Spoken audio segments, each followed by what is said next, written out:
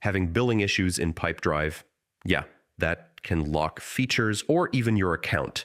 In this quick guide, I'll show you how to fix subscription problems fast. First, open your billing settings and check your subscription status.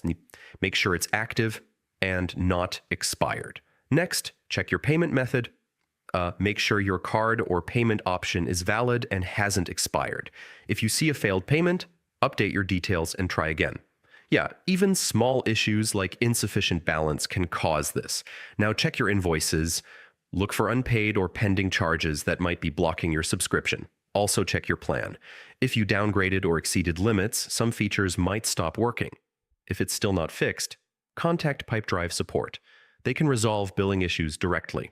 And that's it. These steps should fix most Pipedrive billing issues quickly.